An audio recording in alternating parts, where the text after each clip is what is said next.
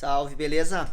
Hoje eu queria trazer um vídeo um pouco diferente, um vídeo que eu nunca trouxe aqui no canal, que é um vídeo sem edição, tá? A gente batendo um papo sobre algum assunto específico. Então, se você tiver algum assunto que você queira que eu traga aqui no canal, deixa aqui pra mim nos comentários. Então, o vídeo aqui é um bate-papo, tá? Sem edição, sem nada. Então, se eu gaguejar, se eu errar aqui, já é a terceira vez que eu tô tentando gravar esse vídeo porque acabou a memória do celular, eu acabo falando demais, né? Então, agora vai. E eu vou falar aqui sobre a taxa de juros, a queda da taxa de juros, essa nova queda que a gente teve para 2%, inédita, né? Na verdade, não era uma surpresa essa queda da taxa de juros, né? A gente já estava esperando, o mercado já estava esperando essa taxa de juros, né, nesse patamar de 2%, mas realmente é inédito isso e é realmente bastante baixo esse valor de taxa de juros, né, da queda dessa taxa de juros para 2%. Então, qual que é a ideia que eu queria trazer aqui, esse bate-papo contigo? Né? É esse bate-papo para dar esse panorama. Né? Eu já gravei um vídeo recente, no último corte de taxa de juros de 2,25%. Vou deixar aqui o link na descrição, no card aqui para você conferir lá o vídeo. O raciocínio ele é muito similar àquele vídeo, tá? Não mudou muita coisa daquele vídeo para esse. Com a nossa taxa de juros agora 2%, 0,25% a menos, continua sendo importantíssimo você usar a diversificação para a tua carteira, né? Diversificar bastante a carteira para você ter mais rendimento, para você ter mais retorno, enfim, para que a carteira em si ela sirva para os teus objetivos, para que você consiga alcançar os objetivos.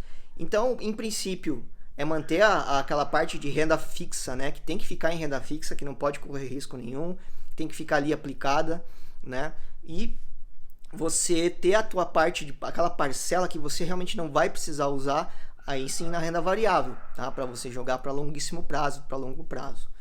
O raciocínio é esse ainda, tá? Mas o que acontece com a taxa de juros quando ela cai? O que é primeiro impactado, né? O primeiro impactado nessa queda de taxa de juros são os investimentos pós-fixados, os de renda fixa pós-fixadas, né? Tesouro Selic, CDB, a poupança, tá? Os títulos, fundos de CDI que seguem o CDI, né? Como um benchmark ali, eles vão ser diretamente impactados, vão passar a render menos, né, logo em seguida, tá? Então, imagina, a poupança 70% da nossa taxa de juros. Então, 70% de 2%. Então, é 1,4% ao ano de rendimento que você tem agora na poupança. Aí você olha para trás da nossa taxa de inflação, né? Qual que é a inflação acumulada aí, por exemplo. Então, está na faixa de praticamente disso, né? 2%, 1,5%, enfim, fica girando em torno disso aí. Então, o corte de juros foi muito em função da nossa fraca, né, movimentação da economia, né, para incentivar, tá, a retomada da economia, também a política monetária, né, em questões mais técnicas assim, né. Então, a gente pode ter ali uma elevação, né, da taxa de juros no futuro, muito em função da inflação. Se a inflação voltar a subir, pode ser que a gente tenha uma elevação de taxa de juros novamente. Mas nada muito além do que a gente está hoje, tá? Imagina, se for para 3%, ainda assim é uma taxa bastante baixa de inflação, uma taxa de juros bastante baixa ainda, né? Então, essa realidade que a gente está passando aqui, a gente nunca passou, na verdade, né? A gente sempre foi acostumado no Brasil a ter uma taxa de juros super alta, né? E era rentista, né? Ficava com aquele nosso dinheiro ali na renda fixa, tranquilo, sem correr muito risco, e o dinheiro ele dobrava de valor a cada 5, 6 anos, né? Dependendo do que você fazendo boas escolhas, né? Naquela época você dobrava teu dinheiro a cada 5, 6 anos. Hoje, para você fazer a mesma coisa, pode levar 25, 30, 40 anos, dependendo de onde você investe. Então pode ser que para alguns vai levar uma vida inteira e você não vai conseguir dobrar o teu dinheiro como dobrava antes, né? Então é o reflexo de uma situação econômica, né? Nos Estados Unidos, por exemplo, hoje a taxa é zero, praticamente zero. Então você tem um retorno de zero lá para investir. Não é de 1,9, é zero, né? Então lá a diferença é que mais da metade da população investe em renda variável, investe na bolsa, né? Ou em ativos reais, porque não vale a pena deixar o dinheiro aplicado em título do tesouro, por exemplo, porque praticamente não rende nada. Então você vai deixar aquele dinheiro ali, só aquele dinheiro de mais seguro, né? Aquela parte mais segura mesmo do capital que você precisa contar ali de uma hora para outra quando você precisar, quando você quiser. Então o raciocínio para o Tesouro Selic aqui vai ser esse agora. É esse, na verdade, né? Então, por isso que a gente está vendo um grande número de investidores indo para a Bolsa, porque é a alternativa que a gente tem agora, né? Investir em ativos de renda variável ou então usar isso na economia real, ou seja, criar um negócio, né? Comprar um imóvel, por exemplo, você vai investir na economia real, você vai fazer esse dinheiro se valorizar de outra forma, porque nos investimentos você precisa ir para outras fontes, né? Você precisa diversificar de outros meios. Então, qual uma forma de você começar na renda variável? Uma forma mais prática, mais simples. Você pode começar, por exemplo, pelos fundos imobiliários. Os fundos imobiliários já podem ser a primeira porta de entrada ali, a porta de entrada para a renda variável, para alguns que são mais avessos a essa volatilidade, a essa oscilação forte. Os fundos imobiliários não oscilam tão forte quanto as ações, são renda variável, oscilam não tanto, mas é um primeiro passo para você diversificar teu patrimônio. Então imagina que você tem muitos fundos imobiliários pagando aí 0,4%, 0,5% ao mês de rendimento isento de imposto de renda, ou seja, os aluguéis, né, que você recebe dos fundos imobiliários. E isso dá em torno de 6% ao ano, né, um pouco mais de 6% ao ano de rendimento, sendo que nossa taxa de juros está 2%. Então, você vê que a questão da atratividade que você já passa a ter nos fundos imobiliários, né, é bem mais interessante do que, por exemplo, deixar na poupança ali, deixar em CDB ou Tesouro Selic, que seja.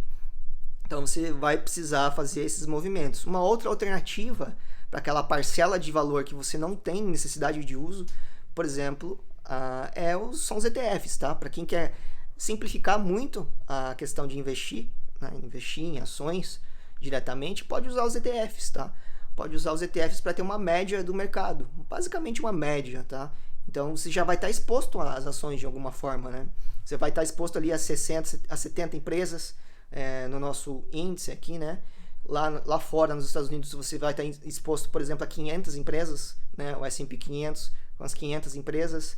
Então, você já está exposto à renda variável de alguma forma. O ideal mesmo é você estudar, né? Estudar quais empresas você quer colocar dentro da tua carteira. Aí você me diz que não tem tempo, né? não tem conhecimento, então uma forma para você colocar o pé na renda variável pode ser através dos fundos imobiliários, escolhendo alguns fundos, né, que você tem mais familiaridade, né? Ou através dos ETFs. Já aí nas ações, que seria mais interessante, porque lá dentro do ETF você tem várias empresas que não são tão boas, né? Então você consegue escolher quais empresas colocar na tua carteira. E quando a gente fala em empresas para colocar na carteira, não fala os 4, 5, 6 empresas. A gente fala de 10, 15 empresas, 20 empresas às vezes, né? Então você colocar essa quantidade de empresas para você ter mais diversificação. E o mais importante é ter empresas de setores diferentes. Não adianta você ter 4 empresas, quatro empresas do setor bancário, por exemplo. Você não vai estar diversificado. Então, se acontecer alguma coisa no setor bancário, você vai ser diretamente impactado ali nesses investimentos, porque você está bem concentrado por setor. Então, o objetivo aqui é pegar aquela parcela daquele capital que você não vai usar, que você não tem planejamento, e jogar aos pouquinhos, bem distribuído, tá? Não todo o valor, mas uma parcela, jogar em renda variável e você diversificar dentro da renda variável, né? Para você ter realmente mais retorno ali a longo prazo. E a parcela ali que você precisa utilizar, né, para alguma coisa, para algum projeto, por exemplo, você quer comprar um carro daqui a 5 anos, então você pode usar a renda fixa casada com o prazo, né? Você vai usar a renda fixa ali, procurar investimentos de renda fixa que tenham esse prazo de vencimento e que te paguem um rendimento ali um pouco acima da média, dentro da renda fixa mesmo. Você vai procurar títulos privados, enfim, você vai procurar Tesouro IPCA mesmo, casado com o prazo. Tá, alguns títulos mais conservadores, ou seja, a diversificação da mesma forma, só que dentro da renda fixa, em várias opções. Tá? É uma forma de você investir aquele dinheiro da renda fixa que não pode correr muito risco. Tá? Quando a gente fala de risco, é de alguma coisa não ir como você imaginava, né? Não ir como planejado. Então, o dinheiro, por exemplo, vai desvalorizar, então você pode não cumprir com o teu projeto ali, que é comprar aquele carro daqui a 5 anos. Então, é o ideal você diversificar também dentro da renda fixa. e aquela parcela de reserva de emergência está lá dentro, né, na renda fixa da mesma forma, sem muito segredo, sem muita dor de cabeça, tá? Que o negócio aqui é simplificar na renda fixa na questão da reserva de emergência. Então o panorama é esse, tá? A gente tem a menor taxa de juros da história, né? O CDI 1 a 1,9% ao ano. Então imagina, a gente tem aqui um retorno bem menor, tá? Nominalmente. Então a gente olha a inflação, abate o que a gente ganha da inflação praticamente não saiu do lugar, né? Então a gente está vendo realmente bastante migração para a renda variável por conta disso, né? Muitos investidores correndo para a renda variável, tá? Só que é importante você ter todo esse conceito de diversificar por setores, diversificar esse patrimônio, né? E não querer jogar todo esse dinheiro agora na renda variável só porque a renda fixa está rendendo um pouco menos, né? Está rendendo menos. Então, faça esse movimento aos poucos, colocando um pouquinho em renda variável, experimentando com ETFs, experimentando, comprando algumas opções e formando um portfólio, formando uma carteira bem diversificada com várias opções, com fundos imobiliários, com ações no exterior também, né? Seja diretamente, seja através de algum ETF que replica o índice americano lá fora. Então, esse é o conceito, tá? Esse é o objetivo aqui, você diversificar e ter os seus investimentos servindo a finalidade, né, que você quer, os teus objetivos, né, e não ao contrário. Os investimentos estão ali para te suprir uma necessidade, né, para te fazer chegar em algum objetivo que você quer. Beleza? Então é isso, o vídeo aqui foi bem diferente, tá? Com o celular aqui na mão mesmo, batendo esse papo sem corte nenhum. Então, se você quiser que eu traga algum outro assunto, né, converse sobre algum outro assunto contigo, deixa aqui para mim nos comentários, tá? Se quiser mandar algumas perguntas dentro daquele mesmo assunto, se quer que eu comente, deixa aqui para mim. E também me diz se você gostou desse tipo de vídeo, tá? Mais informal aqui, batendo papo, sem aquele monte de corte, né? Sem nada de edição, tá? Mais esse bate-papo aqui. E se você curtiu esse tipo de conteúdo, tá? Deixa aqui pra mim, me ajuda muito aqui no canal, e compartilhe esse vídeo aí com quem você acha que tem interesse em aprender um pouco mais aí sobre finanças, sobre investimento, bolsa de valores, ações, tá? Manda esse vídeo lá pra quem você acha que tem interesse, e também não se esqueça de acionar o sininho ali para você receber as notificações dos próximos vídeos do canal, que tem vídeo aqui toda semana, beleza? Então é isso, nos vemos no próximo vídeo, valeu!